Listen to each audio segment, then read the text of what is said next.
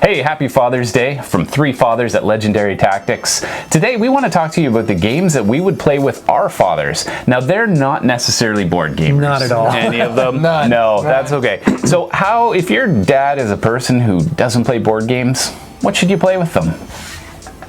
So for me, I would go with Scrabble. It's a family favorite. Your family is. We're how many Scrabblers. Scrabble tournaments? Yeah, yearly. They Every run a year? Oh, I yearly thought it was more than one. Yeah, no, they run yearly. Yeah. Sometimes it's usually in February. The Yeah. deepest darks of winter. Now, what happens if people don't like the competition of And my that? dad always plays. Yes. He always plays. Is there a way you can play it in a more friendly way, so there's not head-to-head competition so They much? are coming out with that version, but our gang has been playing it for years now, where basically you put your tiles right in front of you, and everyone dives in there, and everyone's giving you ideas and suggestions. So it is kind of cooperative. It's a cooperative, yeah. We're all rooting for each other just to get that 7-letter word on the board. But Yes. more importantly, it's that we get to sit and chat with each other. Yeah. Right, so it's about that quality time. It's the downtime between your turn that is the most important. Yeah. And that's the part Awesome. so that's where me and my dad get to connect. And so if you want a nice little lazy game, it's a reason to be at the table together. Scrabble's my choice. That's the one. Yeah. For me, again, my dad is not a gamer at all, but the one game we can break out with minimal resistance, that's what we say. Actually, he enjoys it, is Sequence. Mm-hmm. And simple game, if you haven't played it, you get a board with a bunch of images of cards, just a regular deck of cards, and you play, I think, with 2 decks, Connect essentially. 5, right? It's like Connect 5. You play a card and you place a token matching the card that you've just played. And you try and get 5 in a row, and the jacks can either remove one of the tokens of your opponents, or is like a wild essentially. So, but anyways, simple game.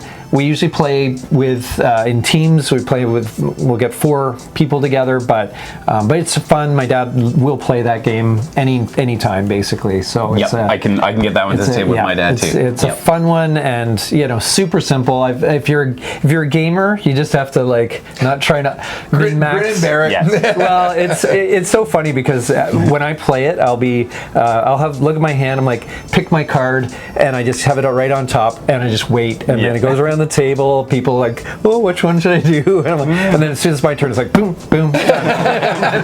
Show off. No, it's just I'm a gamer. What can I Yeah. What about you, Flash? Yeah, so that one would absolutely work. Scrabble hasn't really hit the table in our family quite as much, but for me, the game is Joker, and this is one. There's 2 different versions of this that we've got. The one, it's a gigantic board, and it's essentially Sorry, where you're working your way around the board, and you have to get into your safe zone.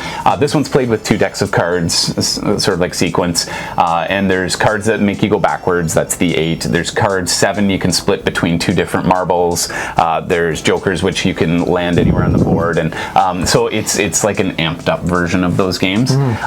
It works with 4 players, 6 players. We've tried it with 8. Oh, wow. It's pretty cool. Yeah.